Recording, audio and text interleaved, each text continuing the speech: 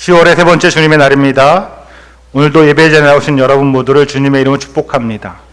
우리 다 같이 일어나서 나는 예배자입니다. 찬양하겠습니다.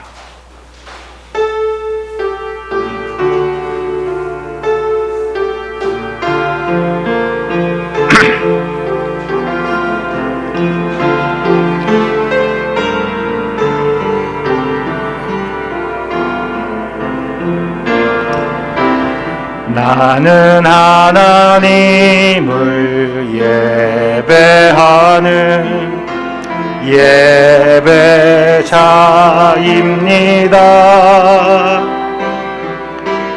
내가 서 있는 곳 어디서나 하나님을 예배합니다. 내 영혼 거룩한 은혜를 향하여 내 마음 완전한 하나님 향하여 이곳에서 바로 이 시간 하나님을 예배합니다. 내 영혼 거룩한 은혜를 향하여 내 마음 완전한 하나님 향하여 이곳에서 바로 이 시간 하나님을 예배합니다.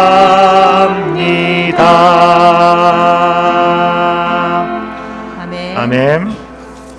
필요한 것을 주시는 하나님. 에세이 시작.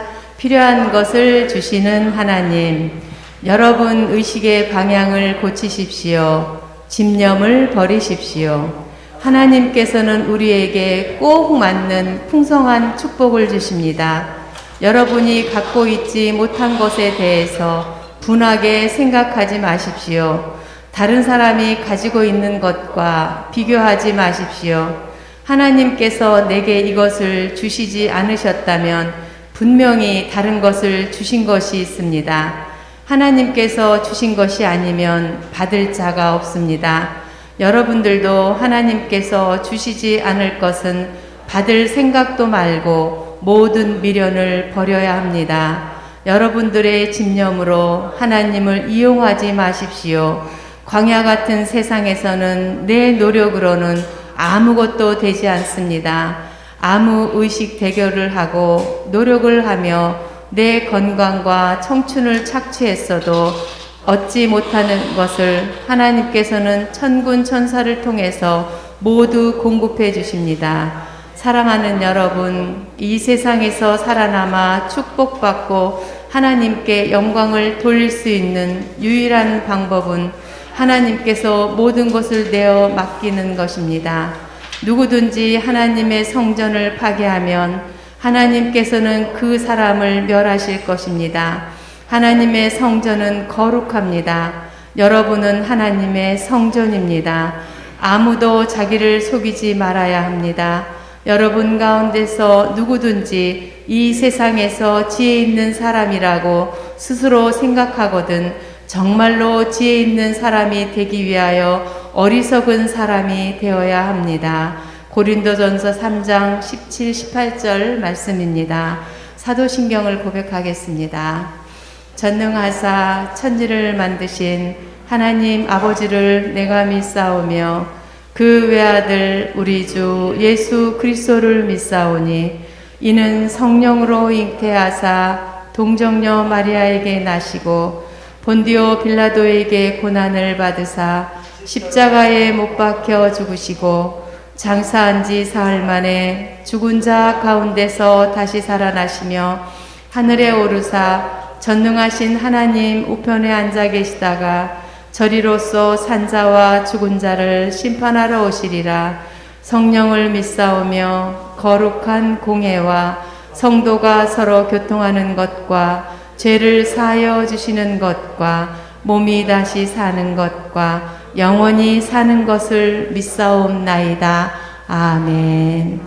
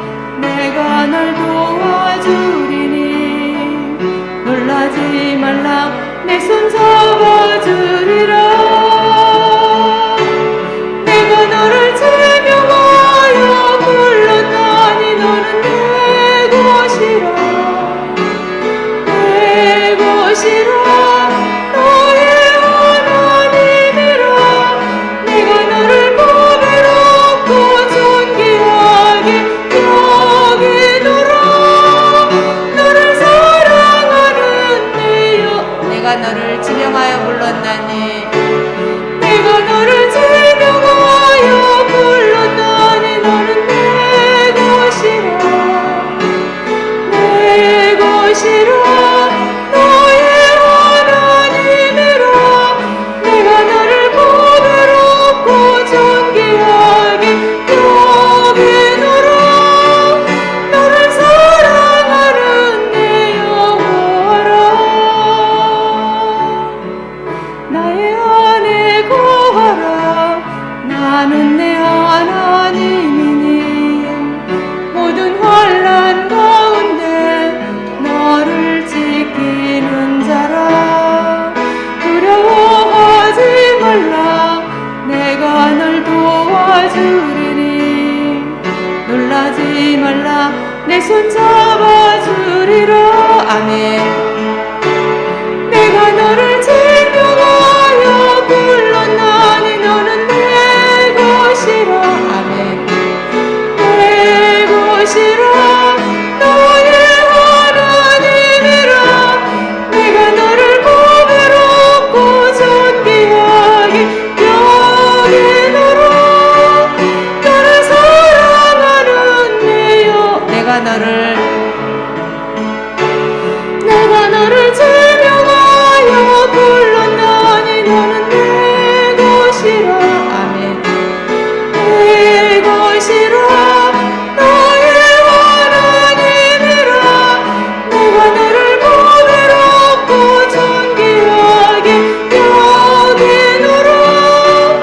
너를 사랑하는 내여, 내가 너를 지명하여 불렀나니 내가 너를 제명하여 불렀나. 너는 내 것이라. 아멘. 내 것이라, 너의 하나님이라. 내가 너를 보배롭고 존귀하게 여기노라. 너를 사랑하는 내여. 다시 한번 내가 너를 제명하여 불렀나.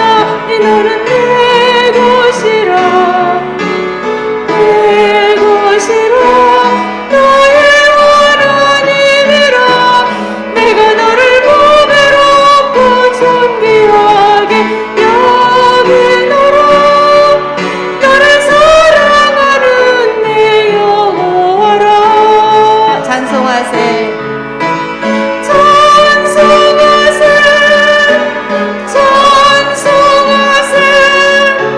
주님 나를 구하셨네. 찬송하세.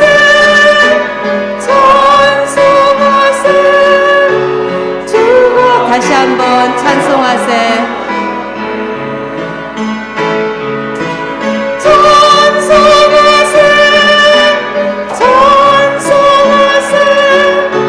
주님 나를 구하셨네.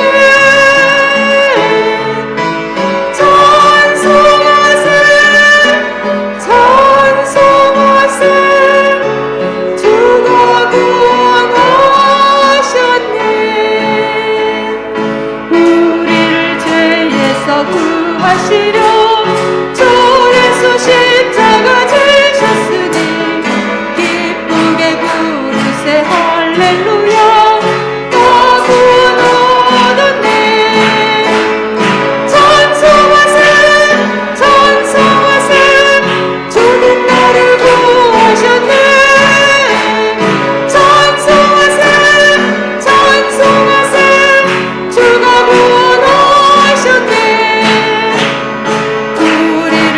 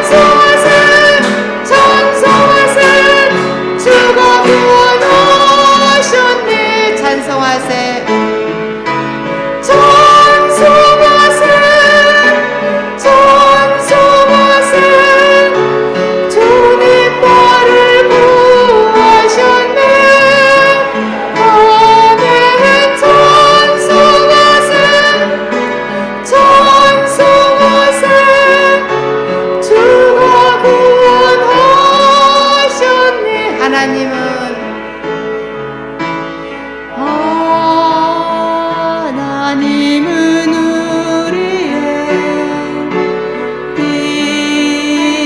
피난처가 되시며 환난 중에 우리의 힘과 도움이 하나님은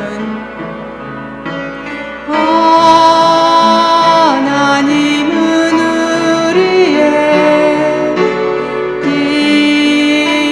피난처가 되시며 환난 중에 우리의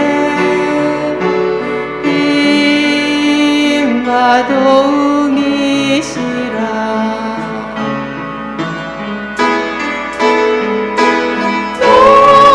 너희는 가만히 있어 주가 하나님 될 걸지어다.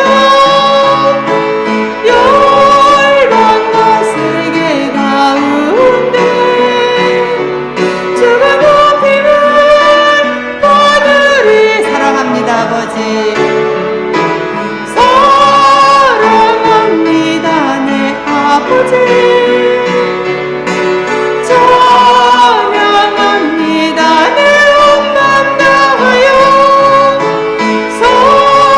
선포합니다 예수 그리스도 주님 오심을 믿어. 다시 한번 고백합니다. 하나님은 나의 피난처.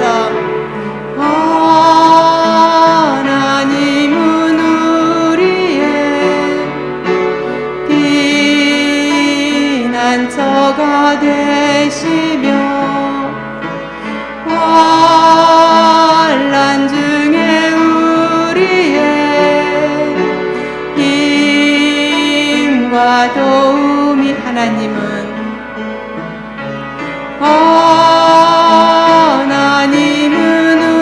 우리의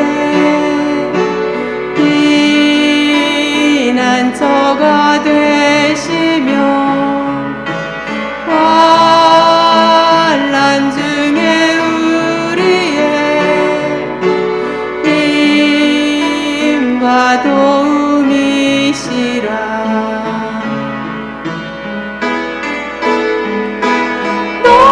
너희는 가만히 있어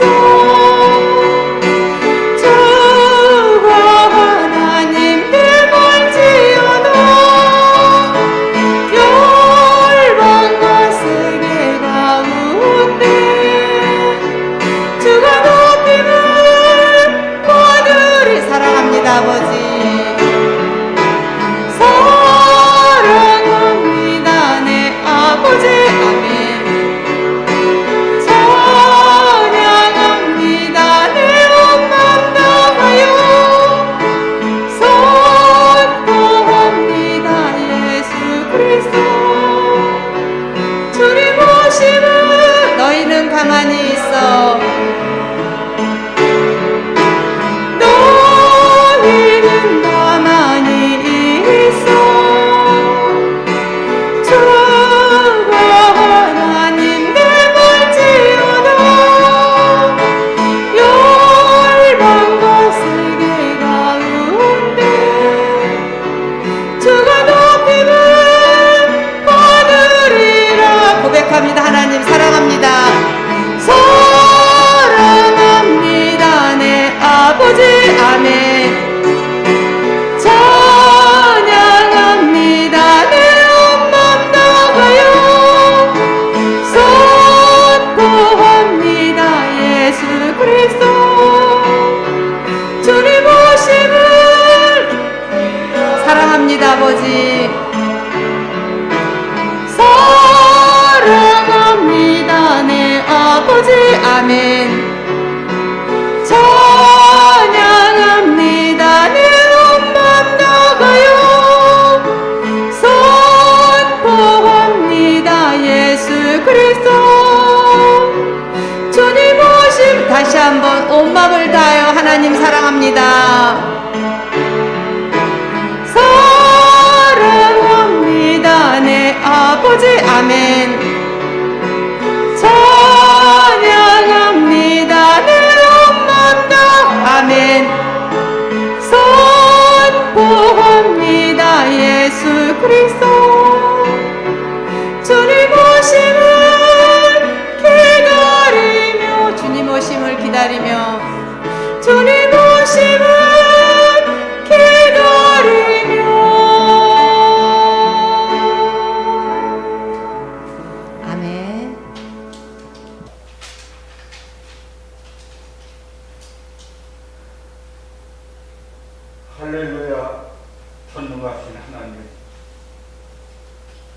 우리를 사랑하셔서 하나님의 형상으로 빚으시고 귀한 주의 자녀로 삼아 주신 은혜에 감격하며 감사와 찬양과 영광을 돌립니다.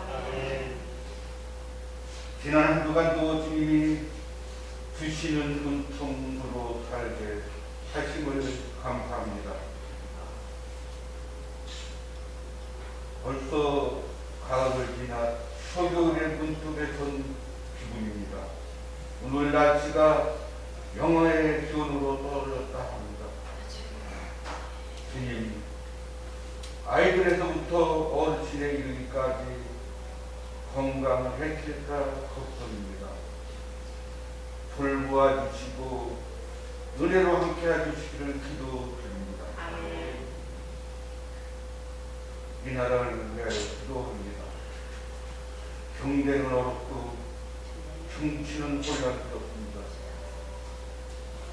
코로나로 지친 국민들 힘들게 살아가고 있을 이때 여야도 갈라서 국민의 삶보다는 자기들의 이익을 위한 정치 지금이라도 멈추고 국가와 국민을 위한 정치 지도자들이 될 수 있도록 도와주시길 기도드립니다. 우리 시험교회 지금 뜻이 계시어 이곳에 교회를 세워주신 줄 믿습니다. 주님을 알지 못하는 이들에게 말씀을 전할 수 있는 교회, 빛과 소금의 역할을 감당할 수 있는 우리 수요교회가 되기를 기도드립니다. 오늘도 주님의 말씀을 선포하시는 목사님 위에 함께 하시사 성령의 권능으로 붙들어 주시고 주님의 권세와 주권이 선포되는 귀한 시간 되게 하여 주시옵소서. 주님을 찬송하는 저희들에게 기쁨이 충만하게 하시고 은혜와 단지를 체험하는 귀한 시간 되게 될 수 있도록 도와주시옵소서. 저희의 심령이 기경하게 하시어 옥토가 되게 하심으로 30배, 60배, 100배의 결실을 잃게 하여 주시옵소서. 승리하는 예배로 인도하여 주실 줄로 믿으며 예수 그리스도의 이름으로 간절히 기도를 드립니다. 아멘.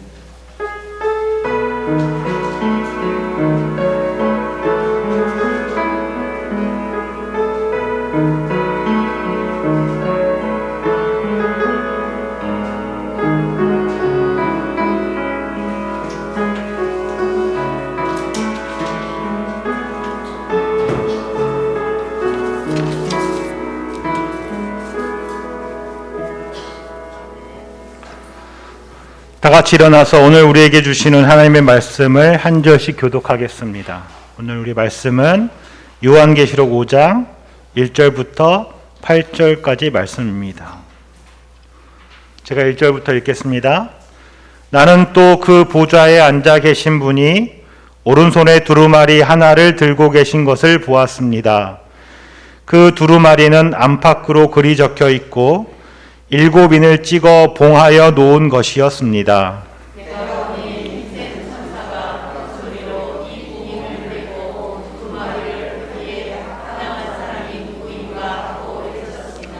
그러나 두루마리를 펴거나 그것을 볼 수 있는 이는 하늘에도 없고 땅 위에도 없고 땅 아래에도 없었습니다.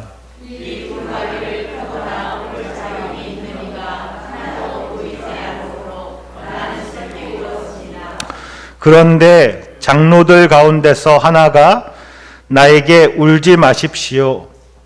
유다 지파에서 난 사자 곧 다윗의 뿌리가 승리하였으니 그가 이 7 봉인을 떼고 이 두루마리를 펼 수 있습니다 하고 말하였습니다.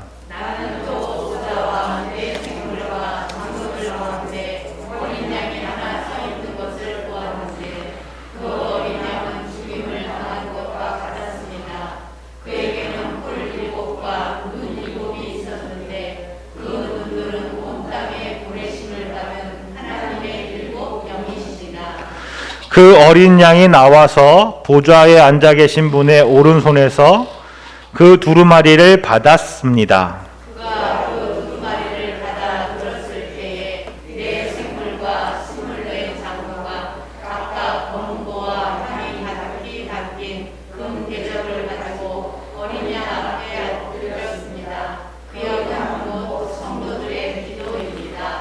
아멘.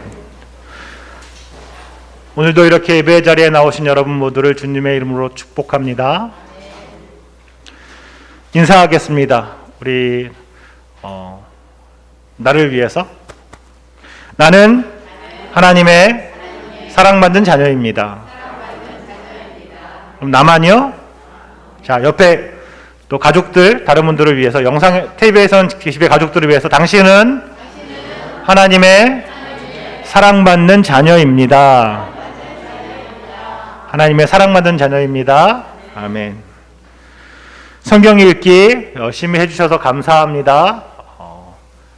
저희 이번 주에 드디어 구약이 끝나고 지금 스가랴 읽고 있는데요. 스가랴, 말라기 끝나고 마태복음 신약으로 넘어갑니다.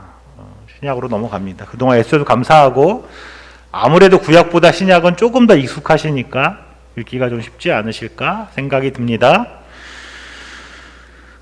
코로나로 인해서 우리가 영상으로 이렇게 실시간 영상으로 또 나누어져서 예배를 드리고 있습니다만 여러 가지 이야기가 있습니다. 그 이야기가 잘 정리를 해서 모아지는 대로 또 위드 코로나 이야기도 하고 우리가 있는 이 자리에서 또 우리가 있는 이 상가에서 우리 교회가 있는 이곳에서 주변의 이웃에게 피해가 되지 않고 교회가 모범이 될 수 있는 방안으로 생각해서 예배 방법을 정해나가려고 합니다. 그때까지는 지금 예배 방법을 유지할 테니 조금 더 기다려 주시면 감사하겠습니다. 오늘은 전진영 목사님께서 말씀을 전해 주시겠습니다. 목사님 나오시겠습니다.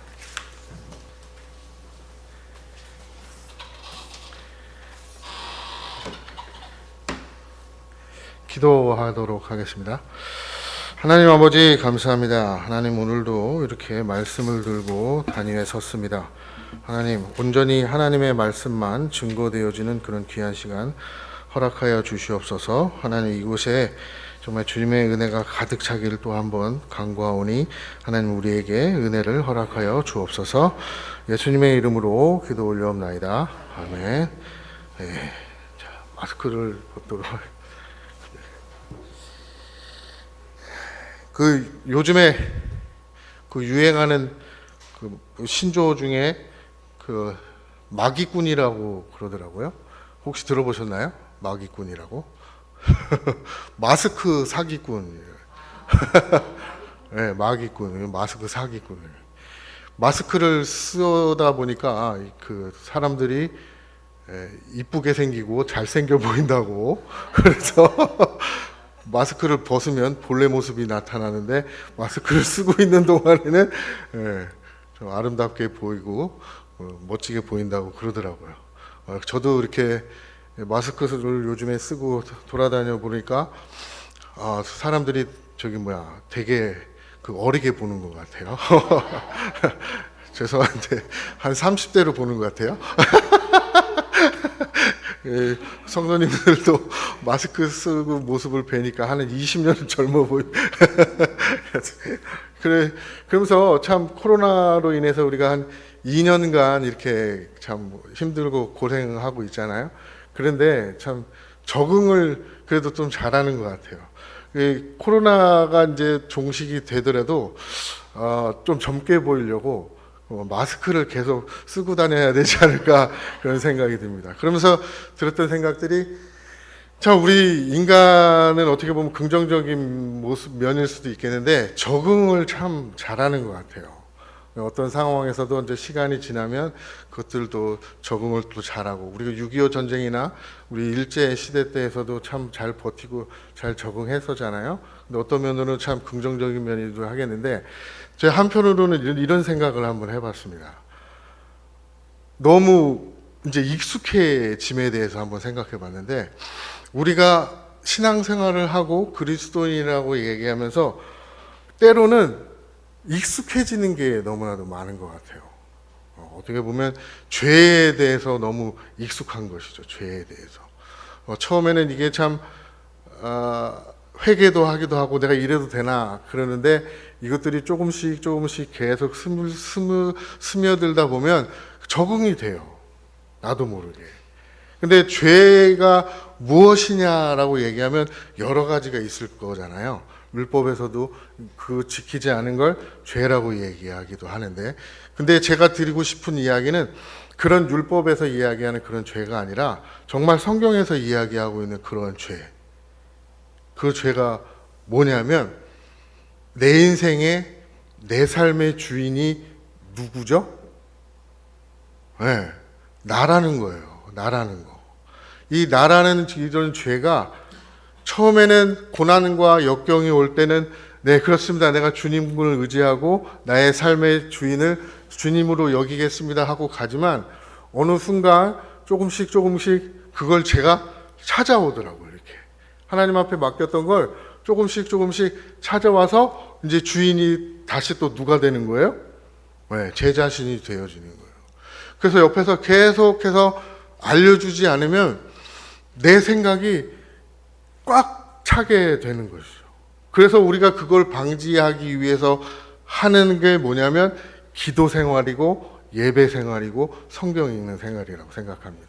그래서 우리가 지금 계속 범위를 이렇게 하면서 같이 쭉 성경도 읽어오고 예배 드리고 하나님의 말씀을 듣는 이유가 거기에 있는다고 생각해요. 계속해서 나에게 들어오는 그러한 죄들을 내버리는 그런 연습들을 쭉 하는 거죠. 그래서 오늘 이렇게 하면서 생각해 봤습니다. 그러면서 우리가 주인이 아까도 얘기했던 것처럼 하나님이시잖아요. 그죠? 그리고 우리가 예수님을 뭐라고 부르냐면 선생님이라고 불러요. 그죠? 그리고 우리를 예수 그리스도의 제자라고 부릅니다. 여러분들 혹시 예수님의 제자라는 걸 계속 인식하고 계시나요? 내가 과연 예수님의 제자다라고 확신을 가지고 삶을 살고 계시는지요? 분명히 하나님은 우리를 제자로 부르셨어요. 그죠? 예수님께서 이 땅 가운데 오셔서 공생애를 시작하실 때 처음으로 하신 사역이 뭘까요? 처음으로 하셨던 일. 처음으로 하셨던 일이 뭐냐면 제자를 부르는 일이었어요. 뭐 기적을 베풀고 그거는 나중의 이야기고, 예수님께서 하신 건 첫 번째 사역은 제자를 부르셨단 말이에요. 사람을 부르셨어요. 사람을. 그죠? 그러면 제자라는 거는 뭐죠? 제자는 누구의 제자라고 얘기하잖아요. 그죠? 선생을 따르는 자가 뭐죠? 제자라는 거예요. 제자. 그러면 예수 그리스도의 제자인 우리는 누구의 길을 가야 돼요? 예수 그리스도의 길을 가야 돼요. 그래야 제자란 말이에요. 결론적인 얘기예요. 오늘 말씀에 서두인데 결론을 먼저 얘기해가지고 양괄식입니다. 네, 제자예요. 제자면 어떻게 해요? 선생의 길을 따라가는 거예요. 그러면 선생 되어지신 예수 그리스도의 길이 어떤 길이었어요? 요약하면, 전체적으로 다 요약하면 맨 마지막에 이루셨던 그 길, 그 일, 십자가란 말이에요. 십자가. 그죠? 그래서 예수님께서 우리에게 그런 말씀하셨어요. 자기를 부인하고, 그죠? 나를 부인하고 뭘 지라고 말씀하셨어요? 네, 자기의 십자가를 지라고 얘기하셨어요. 수고하고 무거운 짐진 자들아 다 내게로 오라 내가 너희를 쉬게 하리라고 이야기하셨어요. 그죠? 근데 우리가 여기서 오해하지 않아야 될 거는 수고하고 무거운 그 짐을 내가 대신 져주겠다 혹은 없애주겠다라고 주님 말씀하지 않으셨어요. 수고하고 무거운 짐진 자들아 다 내게로 내가 너희를 쉬게 하리라 라고 얘기하시고 뭘 지라고 얘기하셨죠? 십자가를 지라고 얘기하신단 말이에요. 십자가에 지는 삶이 우리가 우리 스스로 우리에게 주어진 그 예수께서 지셨던 그 십자가를 지는 그 삶이 우리 가운데 있어요. 있단 말이에요. 그게 그리스도인이라는 거예요. 그리고 역사적으로 봤을 때 수많은 그리스도인들이 다 그러한 삶을 살았어요. 그죠? 히브리서 11장에 보면 믿음의 선진들에 대해서 쭉 언급돼요. 그러면서 그분들이 어떠한 삶을 살았다고 얘기해죠? 나그네와 어떻게 해요?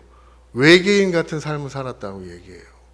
외계인을 보면 여러분들의 반응이 어떠실 것 같습니까? 예, 외계인을. 딱 우리가 외계인을 만났어요. 막 눈이 하나 있고 막, 그죠? 막 이상하게 뿔 달려 있고 막, 그럼 어떻게 해요? 혐오스럽잖아요. 그럼 어떻게 해요? 대적하죠. 이 땅에서 우리의 삶이 그렇다는 거예요. 그리고 나그네라는 삶은 무슨 삶이에요? 거처할 처소가 없는 거예요. 그냥 하나님이 인도하시는 대로 가는 삶.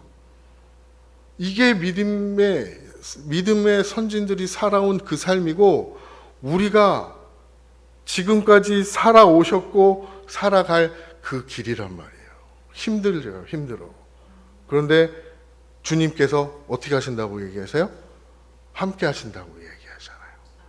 네, 우리가 그 은혜로 힘입어서 이 땅을 살아가는 거예요.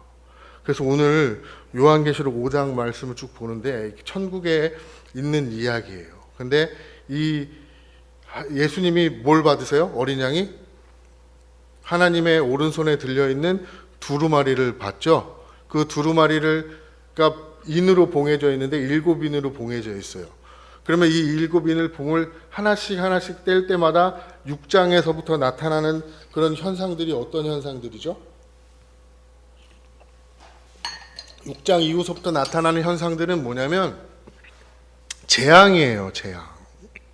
재앙이란 말이에요.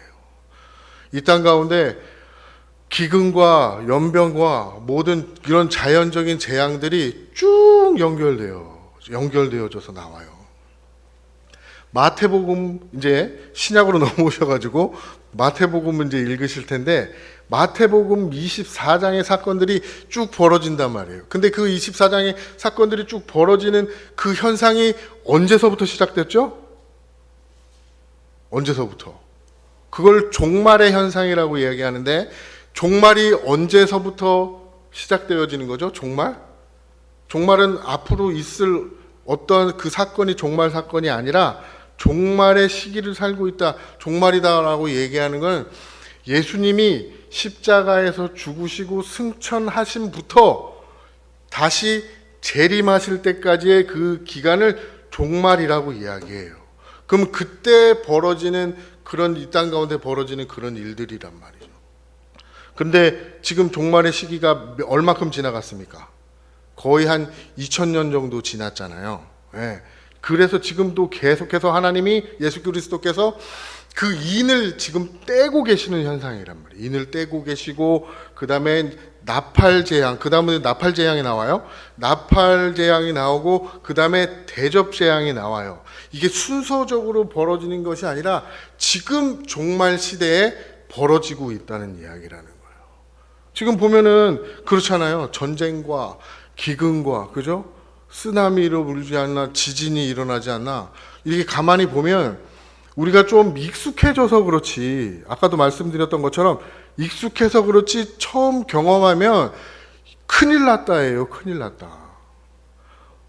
요즘에도 그 지구온난화 때문에 지금 이상기후도 벌어지고 그러잖아요. 한 3일 전만 해도 반팔 입고 더워가지고 막 그랬는데 왜 갑자기 추워지고, 그죠?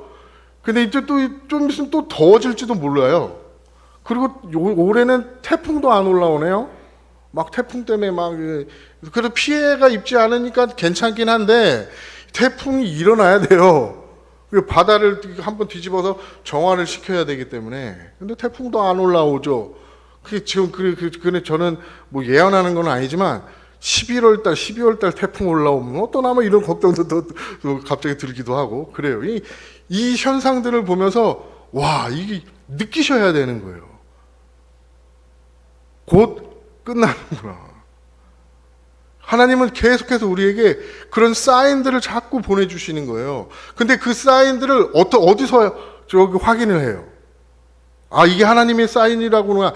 그 전 세계적으로 우주적으로 자연적으로 벌어진 이 현상들을 보면서 하나님의 사인이구나라는 걸 어떻게 알 수 있어요? 성경을 통해서 아는 거예요.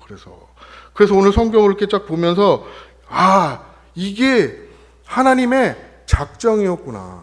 그걸 보게 되는 거란 말이에요. 자, 우리 1절 보도록 하겠습니다. 요한계시록 5장 1절 말씀 같이 읽겠습니다. 시작. 나는 또 그 보좌에 앉아 계신 분이 오른손에 두루마리 하나를 들고 계신 것을 보았습니다. 그 두루마리는 안팎으로 글이 적혀 있고 7인을 찍어 봉하여 놓은 것이었습니다. 예. 사도 요한이 지금 그 환상 중에 보는 거예요. 보는데 뭘 보냐면 보좌에 앉아 계신 분, 그죠? 보좌에 앉아 계신 분이 누구시죠? 하나님이잖아요. 그죠? 하나님이 우리 4장에서 보좌에 앉아 계시는데 하나님의 모양이 보석으로 표현되었죠. 우리 지난번에 말씀드렸던 것처럼. 그렇죠. 근데 그 보좌에 앉아 계신 그 하나님이 오른손에 뭘 들고 계세요? 네, 두루마리를 들고 계신단 말이에요. 책이에요, 책. 근데 왼손이 아니라 어디죠? 오른손. 그러니까 바르다라는 의미는 아니라고 주님 아까 전에도 지난번에 계속 제가 말씀드렸어요. 왼쪽 오른쪽의 그 개념이 아니라 오른손은 뭐냐면 강하다, 능력 있다. 그죠? 강하고 능력 있는 그 손이 반드시 이루어질 거라는 의미를 갖고 계시단 말이에요. 그래서 오른손에 쥐고 계신 거예요. 이거는 반드시 일어날 일이다. 근데 오른손에 뭘 갖고 계시냐면 책을 갖고 계세요. 그죠? 책이에요. 근데 책이 어떻게 되어져 있어요? 안팎으로 글이 적혀져 있고 그 다음에 인이 찍어져 있는데 7개 인이 찍어져 있어요. 이 당시에 유언이나 뭐 중요한 계약서 같은 경우에는 이렇게 두루마리에다가 적어서 인으로 이렇게 찍어 놓고 앞면에는 이 계약서나 이 유언장의 전체 그 요약의 내용이 적혀져 있고 뒷면에는 그 상세하게 이렇게 적혀져 있다고 이야기하더라고요. 이 유언장 같은 경우에는 언제 이게 펼쳐지는 거죠? 그렇죠. 그걸 쓴 사람이 죽은 후에 펼쳐져서 보는 거죠. 그게 유언장이잖아요. 그죠? 그걸 어떻게 유언하는 거지. 그래서 이 두루마리를 성경 쭉 읽어보면 누가 받고 계시죠? 누가 받아요? 누가 받냐면 6절에 보면 어린 양이 받아요. 여기서 어린 양은 우리가 알고 계시는 바와 같이 예수 그리스도죠. 그죠? 근데 어린 양이라고 표현되어져 있어요. 어린 양이라고. 자, 두루마리예요. 다시 돌아가서 두루마리인데 이 두루마리가 나오고 책이 나오고 그 다음에 이것이 인으로 봉해져 있다는 이야기가 이 요한계시록에 한 번 나온 게 아니에요. 그러면 어디에 또 이야기했을까요? 이 두루마리에 관한, 이 책에 관한 이야기를 어디서 했을까요? 구약에서 하나님께서 에스겔에게 한번 보여주신 적이 있어요. 이미 이 신약에 있는 이야기들은 구약에 있는 이야기들을 많이 인용해다가 써요. 그러니까 이 성경은 한 가지만 이야기하고 있는 거예요. 뭐만 이야기하고 있죠? 예수 그리스도를 통한 십자가의 구원을 이야기하고 있는 거예요. 자, 우리가 어디에 내용이 들어있냐면 에스겔서 2장 3절에서 10절까지 있습니다. 안 찾으셔도 돼요. 제가 찾아서 읽어드리도록 하겠습니다. 에스겔서 3장 2장 3절에서 10절까지 말씀입니다. 제가 읽어드리겠습니다. 이제 하나님이 에스겔에게 이야기하시면서 얘기하시는 거예요. 그가 나에게 말씀하셨다. 그는 하나님이시고 나는 이제 에스겔이겠죠. 그가 나에게 말씀하셨다. 사람아, 내가 너를 이스라엘 자손에게 곧 나에게 반역만 해온 한 반역 민족에게 보낸다. 그들은 그들의 조상처럼 이날까지 나에게 죄만 지었다라고 하나님께서 말씀하고 계세요. 이스라엘 민족에게 죄만 지은 민족이라고 이야기하세요. 그런데 그 이스라엘 민족을 하나님은 어떻게 하실 거라고 말씀하시는 거죠? 네, 구원하신다는 거예요. 이게 하나님의 사랑이라는 거예요. 우리는 끊임없이 누구처럼, 고멜처럼, 그죠? 나가는데 그 하나님은 계속 우리를 잡아 이끄신단 말이에요. 죄만 지었다라고 이야기하세요. 얼굴이 뻔뻔하고 마음이 굳을 대로 굳어진 바로 그 자손에게 내가 너를 보낸다. 너는 그들에게 주 하나님께서 이와 같이 말씀하신다 하고 말하여라. 그런 우리에게 계속해서 말씀을 주시기 위해 하나님께서는 선지자들을 계속 보내시는 거예요. 계속 보내셔요. 그 주일마다 예배를 통해서 목사들을 통해서 계속해서 하나님께서 말씀을 우리에게 계속해서 주시는 거예요. 왜요? 사랑하기 때문에. 너희들을 구원해야 되는 것이 하나님의 목적이시기 때문에. 그래도 그들은 반역하는 족속이다. 듣든지 말든지 자기들 가운데 예언자가 있다는 것만은 알게 될 것이다. 너 사람아, 비록 내가 가시와 찔레 속에서 살고 전갈대 가운데 살고 있더라도 너는 그들을 두려워하지 말고 그들이 하는 말도 두려워하지 말아라. 그들이 하는 말을 너는 두려워하지 말고 그들의 얼굴 앞에서 너는 떨지 말아라. 그들은 반역하는 족속이다. 그들이 듣든지 말든지 오직 너는 그들에게 나의 말을 전하여라. 그들은 반역하는 족속이다. 이러면서 계속해서 이스라엘 백성들은 계속해서 반역하고 말을 듣지 않는 그런 족속이다. 그러나 그들에게 가서 뭐 하라고요? 말씀을 전하라고 에스겔에게 이야기하세요.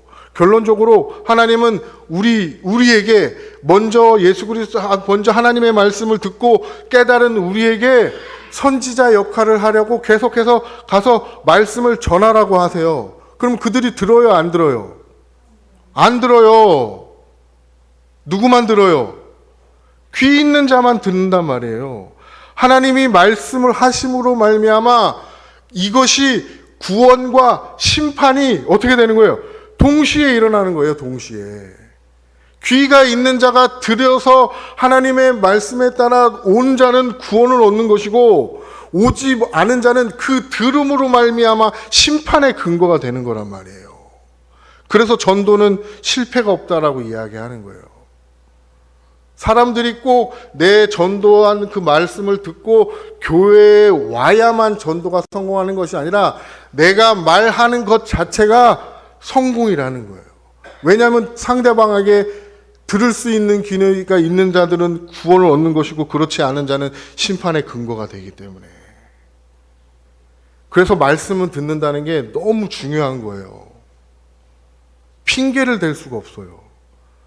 그래서 세상 사람들에게 하나님이 우리를 계속 보내시는 이유는 그들에게 핑계거리를 주지 않기 위해서. 내가 보냈지 않냐? 내가 전도자 너한테 보냈지 않냐? 근데 너는 말 안 들었잖아. 그죠? 그 이야기가 마태복음에 나오는 그 이야기예요. 주여 주여 하는 자마다 다 어떻게 해요? 천국에 들어가지 못한다고 이야기하잖아요.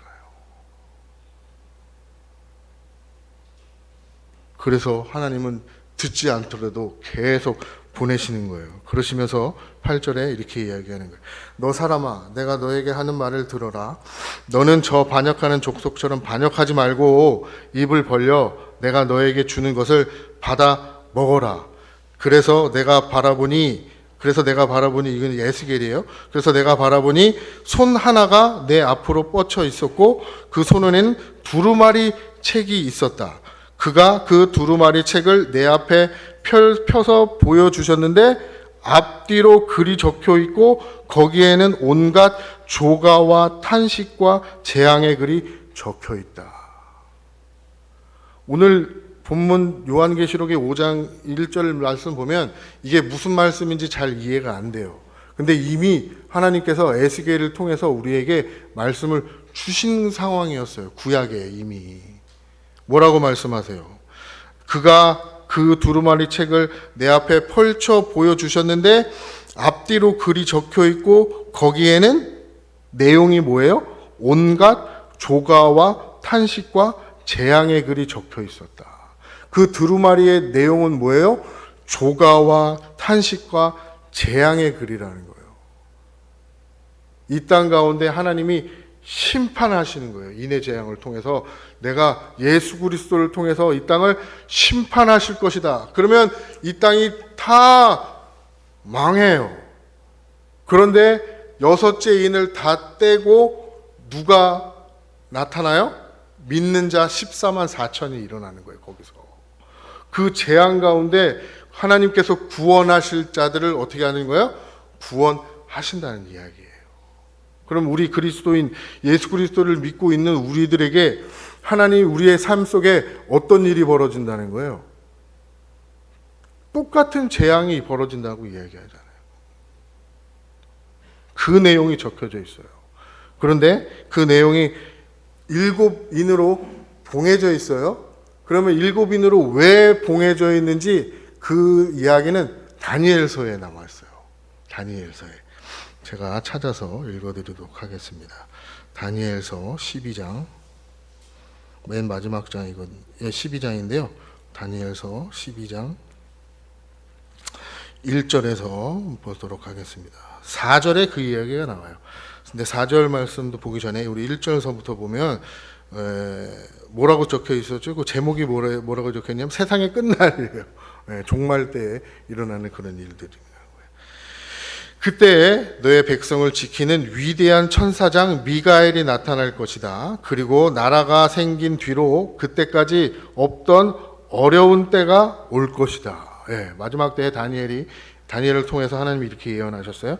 그러나 그때 그 책에 기록된 너의 백성은 모두 피하게 될 것이다. 그죠?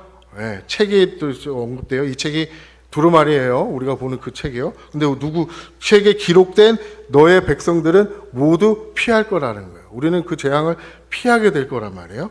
그리고 땅속 티끌 가운데서 잠자는 사람들 가운데도 많은 사람이 깨어날 것이다. 그들 가운데 어떤 사람은 영원한 생명을 얻을 것이며, 그죠? 모든 사람이 영원한 생명을 얻는 게 아니에요. 뭐라고 말씀하세요?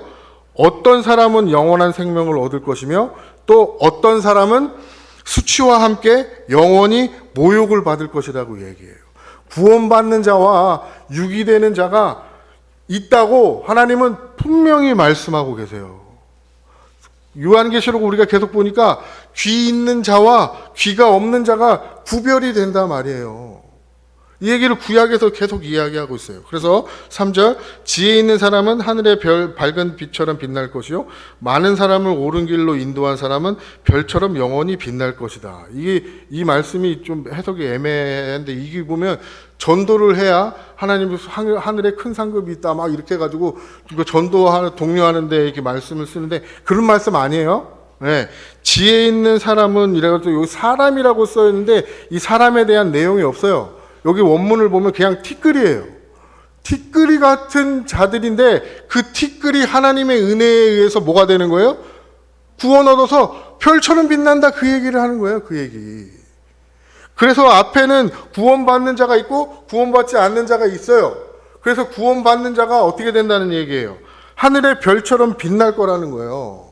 그래서 많은 사람을 옳은 길로 인도한 사람, 여기서 사람이라는 말이 없어요? 별처럼 어떻게 해요? 영원히 빛날 것이다. 그들이 구원받은 그들이 영원히 빛날 것이고 하늘의 별처럼 될 거라고 말씀하고 있는 거란 말이에요. 그래서 4절에서 이렇게 얘기해요. 왜 이렇게 얘기하시는지 보겠습니다. 그러나 너 다니엘아, 너는 마지막 때까지 이 말씀을 은밀히 간직하고 이 책을 봉하여 두어라. 그죠? 이 책을 봉하여 두어라 그래요. 왜요? 그 이유가 뒤에 나와요. 많은 사람이 이러한 지식을 얻으려고 왔다 갔다 할 것이다.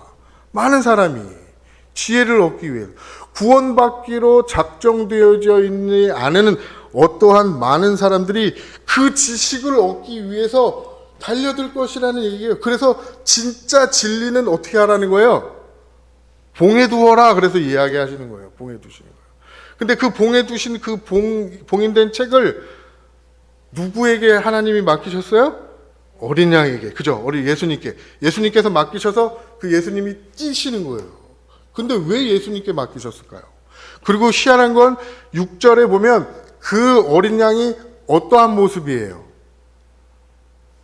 6절 한번 이따가 보긴 하겠지만 보도록 하겠습니다.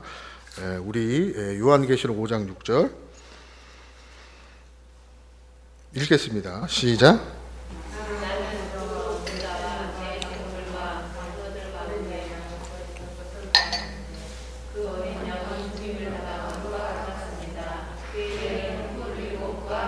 일곱이 있었는데 보내심을 받은 하나님의 일곱 영이십니다. 아멘. 네, 어린 양이 있는데 어린 양이 어떠한 모습이요? 죽임을 당한 것 같다라고 표현하고 있어요. 네, 죽음을 당하는 거예요. 죽음 당하신 그 어린 양이 봉인을 떼면 어떤 일이 벌어질까요? 그죠? 예수님과 같이 되는 거예요. 죽임을 당하는 거란 말이에요. 그래서 어린 양이라고 표현하고 있어요. 구약을 생각하면서 어린 양이 죽잖아요. 많이 죽잖아요. 그죠? 많이 죽었어요. 근데 이스라엘 백성들은 그 어린 양이 죽음에 대한 의미를 깨달았을까요? 못 깨달았을까요? 네, 못 깨달고 계속 양만 죽였잖아요. 양만. 그리고 계속 태우니까 주님이 뭐라고 말씀하세요? 이제 좀 그만 태워라. 이 태워지는 의미를 깨달으라고 태우라고 했는데 그냥 이것만 태우고 있는 거예요. 누구예요? 예수 그리스도를 이야기하고 있는 거란 말이에요. 그러면서 이와 같이 너희도 너의 죄 때문에 탄식하고 죽어야 니들이 죽어야 내가 그 안에 들어가서 너의 주인이 된다라고 주님은 그걸 알려주고 싶으신 거예요. 그래서 이 두루마리를 누가 받는 거예요? 어린 양이 받으시는 거예요. 그분이 십자가에서 죽으셨잖아요. 그러면서 이 땅 가운데 그런 죽음을 선포하는 거예요. 누구에게? 믿는 자들에게, 내 자녀들에게. 그래서 뭐예요? 승리는 뭐예요? 승리는 예수 그리스도가 승리하셨다. 우리가 예수님이 승리하셨다 하는데 예수 그리스도의 그 승리는 뭐예요? 뭘로 오는 거예요? 죽음으로. 우리는 예수 그리스도를 믿고 그리스도인을 살면서 이 땅 가운데서 정말 왕처럼 왕노릇하며 살지 않아요. 진짜 왕은 뭘 타고 오셨어요? 죽음, 그죠? 죽으러 오셨어요. 예수님께서 십자가에 못 박히시기 위해 뭐 타고 올라가셨죠? 네, 나귀 타고 올라가셨어요. 나귀. 그러면서 나귀를 타고 올라가는 그 왕은 겸손의 왕이라 그랬어요. 그 당시에 이스라엘 백성들에게 왕이 왕의 그 등극할 때 뭘 타요? 뭘 타게 하셨어요? 나귀를 타게 하셨단 말이에요. 왜냐하면 이 백성들을 잘 섬기는 겸손한 왕이 되어라고. 그런데 그 왕들은 겸손한 왕들이었나요? 아니잖아요. 자기 권력을 위해서 그 백성들을 이용했지. 겸손의 왕이 아니었단 말이에요. 진짜 겸손의 왕은 그럼 누구라는 거예요? 예수 그리스도라는 거예요. 예수 그리스도만 자기 백성들을 위해 십자가에 죽으셨어요.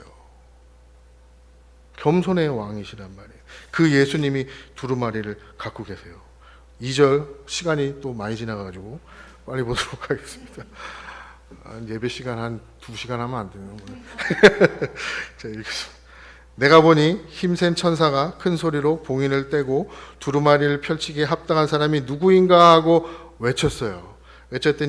외쳤어요. 그러나 두루마리를 펴거나 그것을 볼 수 있는 이는 하늘에도 없고 땅에도 없고 땅 위에도 없고 땅 아래에도 없었습니다. 4절 이 두루마리를 펴거나 볼 자격이 있는 이가 하나도 보이지 않았으므로 나는 슬피 울었다. 이 그 요한의 탄식이 나와요. 그리고 이 이야기는 우리가 먼저 6절을 봐서 그렇지 누구만 그걸 하나님의 그 오른손에 있는 두루마리를 받을 수 있다는 거예요? 예수 그리스도만 받을 수 있다는 이야기를 이렇게 요한의 슬픔에 대해서 이야기했어요. 근데 누가 나타나냐면 장로들 가운데 한 사람이 나타나서 이렇게 이야기합니다. 그런데 장로들 가운데 하나가 나에게 울지 마십시오. 유다 지파에서 난 사자 곧 다윗의 뿌리가 승리하였으니 그가 이 7 봉인을 떼고 이 두루마리를 펼 수 있습니다 하고 말하였습니다. 그죠?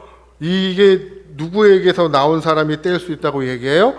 유다 지파에서 난 사자, 그리고 곧 다윗의 뿌리가 승리하였으니. 그죠? 이게 이렇게 딱 보면 완전 그런 어떤 그런 이 세상적 승리처럼 보여요. 우리 어떻게 표현하냐면 사자라고 표현하니까. 그죠? 근데 그 사자가 어떻게 됐어요? 십자가에?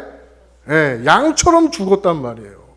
원래 사자인데 그 사자가 연약한 양의 모습으로 죽는단 말이에요. 여러분이 그리스도인으로서 이 세상 가운데 살면서 여러분의 모습이 연약한 양처럼 보이고, 그죠? 예수 믿는다는 이유만으로 고난과 역경이 분명히 있을 거예요. 그러나 여러분들은 사자 새끼라는 걸 잊지 마셔야 된다는 거예요. 예수님이 그렇게 하셨으니까. 근데 이 예언이 어디에 있었을까요? 이게 중요한 거예요. 이 예언이 창세기에 있습니다.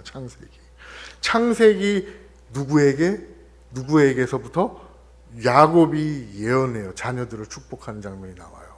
49절 보도록 하겠습니다. 창세기 49장 보도록 하겠습니다. 이건 한 번만 찾아봐 주시기 바랍니다. 창세기 49장 8절에서 12절까지 말씀인데요.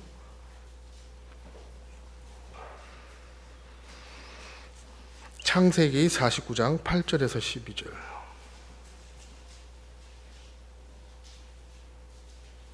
창세기 49장이죠.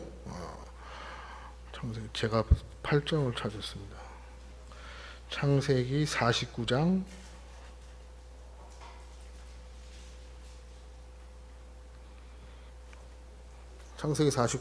8절에서 보도록 하겠습니다. 시적 표현이에요.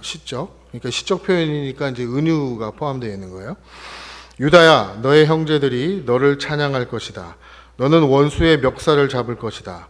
너의 아버지의 아들들이 내 앞에 무릎을 꿇을 것이다. 자, 이거 꿈꿨어요? 누가 꿈꿨죠? 예, 요셉이 꿈꿨죠. 이 요셉이 꿈꾼데 요셉은 어떤 지파죠? 예, 요셉은 그냥 그 요셉 지파죠. 예, 요셉의 두 지파가 나오니까, 그죠? 에브라임하고 므낫세. 예, 그러면 지금 유다에 대해서 이야기하고 있는데 요셉의 꿈 이야기를 해요. 그러면 요셉은 자기가 그 꾼 꿈이 총리가 되는 꿈인가요? 아니에요. 요셉이 꾼 꿈은 누구 꿈이었어요? 예수의 꿈이었단 말이에요. 예수의 꿈. 다시 한번 읽어볼까요? 유다야, 너의 형제들이 너를 찬양할 것이다. 너는 영원히 멱살을 잡을 것이다. 너의 아버지의 아들들이 내 앞에 무릎 꿇을 것이다. 언제요? 최종적으로. 그죠? 예수 그리스도가 십자가에 죽으시고 난 후에 믿는 모든 자들이 누구 앞에 무릎을 꿇습니까? 세상에 예수 앞에. 그죠? 그걸 이야기하고 있는 거예요. 그러니까 요셉도 누구의 삶을 산 거예요? 예수 그리스도는 이미 그 후대에 와 오셨지만 이미 예수는 태초에 하나님의 계획과 작정 안에 계셨던 분이라는 거예요. 그래서 아브라함보다 먼저 났다고 주님이 말씀하신 거예요. 요한복음에서 내가 아브라함보다 먼저 있다. 예, 다 예수를 이야기하는 거예요. 예수를 이야기하는 거. 그죠? 9절. 유다야, 너는 사자 새끼 같을 것이다. 나의 아들아, 너는 움킨 것을 찢어 먹고 굴로 돌아갈 것이다. 엎드리고 웅크리는 모양이 수사자 같기도 하고 암사자 같기도 하니 누가 감히 범할 수 있으랴. 그죠? 범할 수 없다는 거죠. 그런 능력을 갖고 있다는 거예요. 유다 지파에서 나온 그 후손이 임금의 지휘봉이 유다를 떠나지 않고 통치자의 지휘봉이 자손 만대까지 이를 것이다. 자, 여기서 보면 이스라엘 백성이라고 착각을 해가지고, 그죠? 이스라엘 백성이라고 착각을 해서 이 이스라엘 백성이 계속 왕국이 마치 번성하는 것처럼 보여요. 근데 역사적으로 봤을 때 이스라엘 번성했나요? 안 했나요? 안 했잖아요. 그죠? 그러면 하나님의 그 예언이 틀린 거예요? 하나님의 예언이 틀렸습니까? 안 틀렸죠? 우리가 해석을 잘못한 거잖아요. 이스라엘 백성들이 해석을 잘못한 거예요. 자기 민족인 줄 알고. 그래서 다윗, 그래서 아브라함을 계속 외치는 거란 말이에요. 다윗 왕국의 회복을 이스라엘 백성들 원하는 거라고요. 근데 하나님이 그 얘기 하신 게 아니었어요. 누구를 얘기하는 거예요? 다윗의 뿌리, 예수를 이야기하는 거란 말이에요. 하나님이 다윗이 내가 하나님을 위해서 뭘 만들고 싶다고 했죠? 성전을 짓겠다고 얘기해요. 근데 그러지 말라고 얘기해요, 하나님이. 너의 후손이 지을 거다. 그런데 후손 누가 지었어요? 솔로몬이 지었잖아요. 솔로몬이 성전을 지었어요. 근데 자기 궁전보다 더 화려하게 졌나요? 지 걸 더 화려하게 졌나요? 그죠? 자기 걸 더 화려하게 졌잖아요. 그러니까 뻘쭘하니까 성전 진 거예요. 하나님이 정말 다윗에게 한 그 얘기는 그 성전을 지을 네 후손은 누구란 얘기예요, 그러면. 예. 예수 그리스도를 두고 이야기하는 거란 말이에요. 예수 그리스도를 통해서 성전이 지어졌어요. 그게 누구예요? 내가 3일 만에 짓겠다고 얘기하셨잖아요. 그게 누구예요? 우리잖아요, 그게. 사도 바울이 이야기하잖아요. 너희가 성전인 걸 모르냐? 아직도 거기 가서 그 제사 지내고 있냐? 너희들이 성전인데 그걸 모르고. 그 얘기 하시는 거란 말이에요. 그래서 계속 연결되어지는 거. 성령님이 거하시는 이 우리가 성전이란 말이에요. 예수님이, 하나님이 짓기를 원하셨던 그 성전은 우리예요, 우리. 네. 그 얘기를 계속 하는 거예요. 근데 우리는 계속 이스라엘 백성도 오해하고 우리도 계속 오해하고. 그래서 말씀 잘 보셔야 돼요. 잘 보셔야 돼요. 어디까지 봤죠? 네. 11절 보도록 하겠습니다. 그는 이제 여기서 본격적으로 이제 예수 그리스도의 십자가에 대해 나옵니다. 그는 나귀의 포도나무에 매며 그 암나귀 새끼를 가장 좋은 포도가지에 맬 것이다. 그는 옷을 포도주에 빨며 그 겉옷은 포도주 붉은 즙으로 빨 것이다. 그죠? 십자가를 이야기하고 계시는 거예요. 그의 눈은 포도주 빛보다 진하고 그의 이는 우윳빛보다 힐 것이다. 그죠? 하나님의 죄사함을 또 이야기하고 계시는 거예요. 이 예언이에요, 이 예언. 이 예언을 누구에게 주셨다고요? 지금 유다에게. 그래서 유다의 그 사자라고 오늘 요한이 그 말씀을 인용에다가 쓰는 거예요. 그리고 뭐라고 해요? 곧 다윗의 뿌리가 승리할 거라고 이야기해요. 다윗의 후손으로 나셨지만 이미 있으셨다고 그랬잖아요. 그래서 뿌리예요, 뿌리. 너희들이 그렇게 생각하고 있는 회복시키려고 회복되었으면 하고 원하는 그 다윗 왕궁, 그 뿌리는 누구다? 유다의 사자, 곧 예수 그리스도라고 이야기하는 거예요. 오늘 시간이 없어가지고 사무엘서를 못 보는데 사무엘하 7장을 한번 보세요. 이게 나단의 신탁인데 이 왕국을 융성케 하겠다고 주님께서 약속을 하세요, 다윗에게. 그죠? 근데 아까도 말씀드렸지만 다윗 왕국이 그렇게 융성됐나요? 아니죠. 누구를 통해서 이루어질 거라는 거예요? 예수 그리스도를 통해서 이루어질 걸 주님께서 이야기하고 계세요. 그러면서 계속해서 6절이 이어지는 겁니다. 네, 다시 한번 본문으로 돌아와서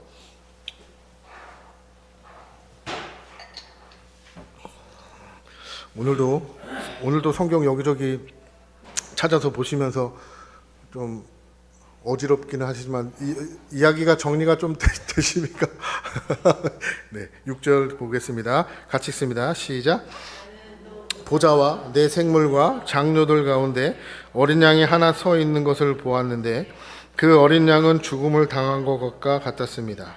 그에게는 뿔 7과 눈 7이 있었는데 그 눈들은 온 땅에 보내심을 받은 하나님의 7 영이십니다. 7절. 그 어린 양이 나와서 보좌에 앉아 계신 분의 오른손에 그 두루마리를 받았습니다. 그가 그 두루마리를 받아들었을 때에 네 생물과 24 장로가 각각 검은 고와 향이 가득히 담긴 금 대접을 가지고 어린 양 앞에 엎드렸습니다. 그 향은 곧 성도들의 기도입니다. 아멘. 이 장면을 쭉 읽어보니까 이제 그 권세가 있고 권능 있고 능력이 있으신 그 어린 양이 봉인을 떼실 분임을 알았어요. 그랬을 때 24 장로와 4명의 천사가 어떻게 했어요? 4생물과 24 장로가 각각 검은고와 향을 가지고 가득 담긴 그 금대접을 가지고 어린 양 앞에 엎드려요. 예배 드리는 거예요. 경배하는 거예요. 그죠? 경배 드리는. 그렇게 될 것입니다. 라는 거예요. 그렇게 될 것입니다. 그리고 그 향은 뭐라고 얘기해요? 곧 성도들의 기도라고 얘기해요. 그게 기도. 근데 이 기도의 내용이 9절서부터 쭉 이어지는 10절까지 이어지는데 그 기도까지만 딱 보고 오늘 말씀을 마치도록 하겠습니다. 기도입니다. 9절 시작. 그들은 이런 말로 새로운 노래를 불렀습니다.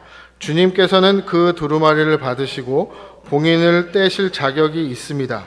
주님은 죽임을 당하시고 주님의 피로 모든 족속과 언어와 백성과 민족 가운데서 사람들을 사서 하나님께 드렸습니다. 주님께서 그들을 우리 하나님 앞에 나라가 되게 하시고 제사장으로 삼으셨습니다. 그래서 그들은 땅을 다스릴 것입니다. 아멘. 자, 성도들의 기도라고 얘기하면서 기도 내용이 쭉 나오는데 이게 우리의 기도인가요? 여러분 기도 이렇게 하십니까? 이렇게 기도 안 하시죠? 이게 기도 안 하신단 말이에요. 그냥 그죠?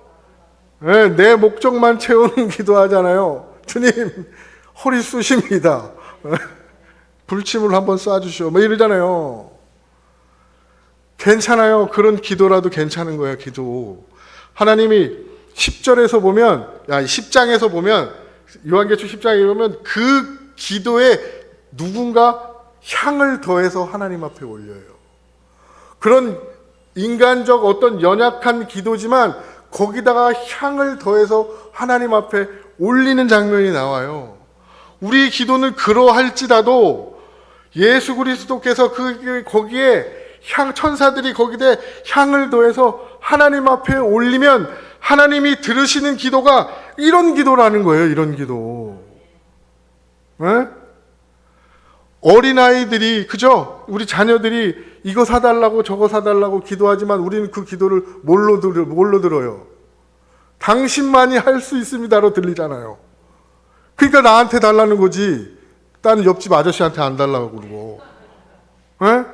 얘는 지가 배고프니까 너 배고파요 나 이거 주세요 그러지만 부모들은 그 배고픔이라는 그 기도를 들으면서 얘가 나를 의지하고 얘가 나를 사랑하는구나라는 걸 느낀단 말이에요. 당신은 위대합니다라고 그 속에 숨어져 있는 그걸 캐치한단 말이에요. 부모는. 그러니까 여러분들이 하시는 그러한 모든 기도는 다 어떻게 해요? 하나님이 받으시는 거예요. 받으시는 거. 그리고 하나님께서 뭐라고 말씀하세요? 승리에 대해서. 그래서 그들은 땅을 다스릴 거라고 이야기하죠. 우리가 땅을 다스릴 거라고 이야기한단 말이에요. 우리가. 근데 우리가 그 땅을 다스림의 방법이 뭐예요? 힘센 모습으로 해서 그 땅을 다스리나요?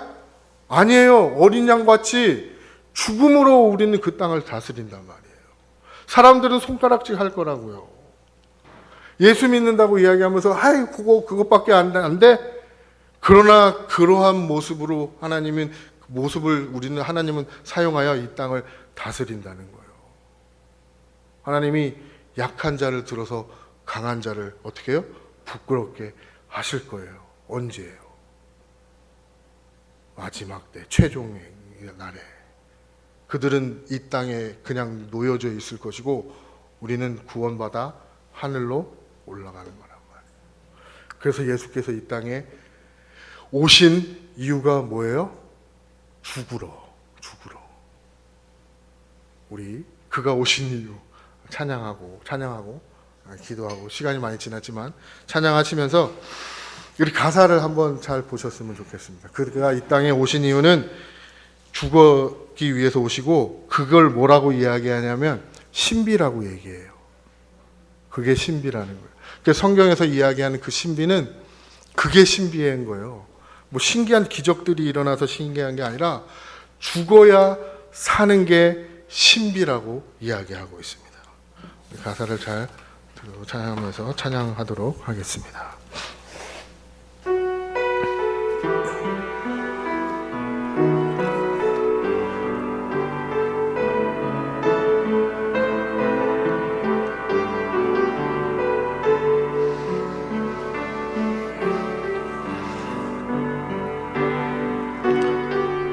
이 세상 가장 아름다운 순종의 눈물 온 세상 다시 빛나게 한 생명의 눈물 그가 이 땅에 오신 이유 그가 이 땅에 오신 이유 죽어야 살게 되고 저야만 승리하는 저야만 승리하는 놀랍고 영원한 신비 지으신 그대로 회복시킨 우리의 창조주 그리스도 십자가의 길로 아버지 뜻 이루셨네 그가 이 땅에 오신 이유 이제 우리에게 맡겨진 그 소망 그 사랑 그 생명 아름답고 눈부신 십자가의 길 우리가 이 땅에 살아갈 이유 이 시간 우리 가사 불렀던 거 생각하고 말씀을 들었던 거 생각하고 하나님 정말 죽어야 다시 살고 져야만 승리하는 그 놀랍고 영원한 그 신비를 하나님 우리가 깨닫게 하여 주시옵시고 하나님 이 땅 가운데 정말 그리스도인으로 사는 것이 맞는 것인지 정말 의문 날 때마다 정말 하나님 우리에게 확신을 허락하여 주시옵시고 말씀하여 주시옵시고 이것이 맞는 길이라고 하나님 우리에게 주님 말씀하여 주시옵기를 소원합니다. 하나님 우리가 그 말씀을 붙잡고 이 세상을 살아나가는데 하나님 우리에게 승리를 허락하여 주옵소서. 그것이 비록 우리가 지는 길이고 하나님 우리가 지는 길이지만 주루어서 나가는 그 길이지만 하나님 우리가 그 말씀만을 의지하고 나아가는 하나님 우리가 되어질 수 있도록 인도하여 주옵소서. 우리 같이 이렇게 통성으로 하나님 앞에 기도하며 나아가도록 하겠습니다. 기도하겠습니다. 하나님 아버지 이 시간 하나님 우리에게 그 은혜를 허락하여 주심을 감사드립니다. 하나님 우리가 예수 그리스도를 바라보면서 하나님 무엇을 바라봅니까? 하나님 우리가 광야에 나가서 하나님 무엇을 봅니까? 하나님 우리가 광야에 있으면서 정말 하나님께서 주시는 그 은혜를 볼 수 있도록 인도하여 주시옵시고 정말 하나님이 이 땅을 향한 하나님의 계획과 하나님 우리를 향하는 그 하나님의 계획을 하나님 우리가 볼 수 있는 하나님 들을 수 있는 하나님 그런 귀를 주님 허락하여 주시옵소서. 하나님 세상의 눈을 돌리지 않고 세상의 아버지 하나님 그 시대 정신을 따라가는 것이 아니라 하나님 그것에 영향을 받는 것이 아니라 오직 하나님께서 주신 그 성경의 그 말씀대로 하나님 우리가 그렇게 변화되어질 수 있도록 하나님 인도하여 주시옵시고 하나님 우리에게 그런 힘을 더하여 주시옵기를 소원합니다. 하나님 지금 여러가지 어려운 상황 속에 하나님 시대를 분별할 수 있도록 인도하여 주시옵소서. 우리가 주님을 볼 수 있는 눈을 허락하여 주시옵시고 하나님 우리에게 주신 그 허락하신 하나님의 그 은혜를 하나님 우리가 다시 한번 생각하면서 주님께서 주심을 아버지 믿고 아버지 하나님 굳건히 의지하며 나아가는 그런 우리의 삶이 되어질 수 있기를 소원합니다. 하나님 우리가 그렇게 되어질 수 있도록 하나님 인도하여 주시옵시고 하나님 우리를 붙잡아 주시옵소서. 하나님께서 그렇게 이끌어 주시고 인도하실 것을 믿습니다. 하나님 크신 은혜를 허락하여 주심을 감사드립니다. 하나님 그래서 그랬던 거군요. 하나님, 우리가 말씀을 깨닫고 우리 삶 속에 하나님 적용되어질 때 이것이 하나님의 인도하심임을 아버지 깨달아 나아가는 그런 우리의 삶이 되어질 수 있도록 축복하여 주옵소서. 함께하여 주심을 감사드리오며 예수님의 이름으로 기도 올리옵나이다. 아멘. 네, 우리 내게 주신 주님의 은혜 찬양하면서 준비하신 헌금 하나님 앞에 올려드리도록 하겠습니다.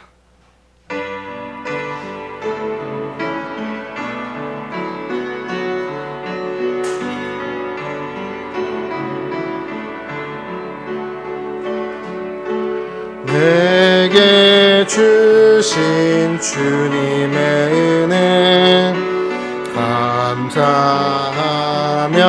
찬양합니다. 증량할 수 없는 그 은혜 내 마음 드립니다. 마음과 뜻과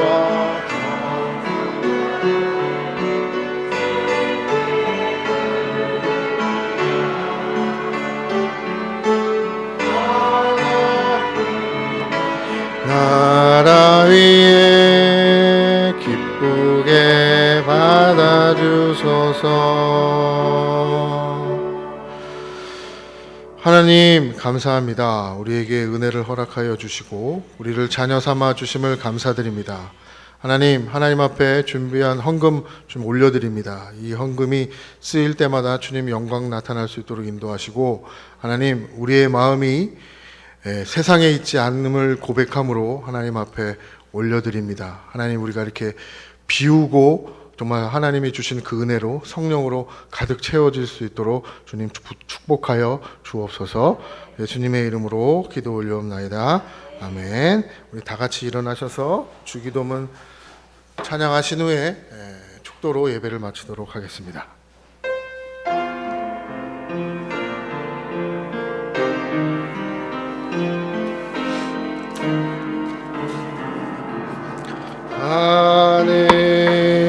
하늘에 계신 아버지 이름 더욱하사 주의 나라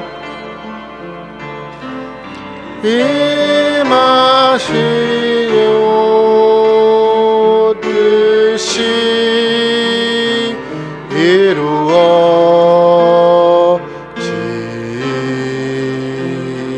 이루어지이다. 일용할 양식 주시고 늘의 큰 죄 다 용서하옵시고 또 시험에 들게 마시고 악에서 구원하소서. 대개 주의 나라 주의 연세 주의 영광 영원히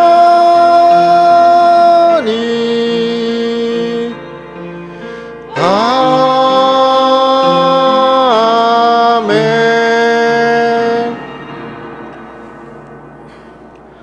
교회 머리가 되시는 예수 그리스도의 은혜와 하나님의 사랑과 성령의 교통하심 은혜가 이곳에 모인 모든 주의 자녀들과 각자 삶의 자리에서 하나님을 예배하고 찬양하는 모든 주의 성도님들 가운데 함께 있을지어다.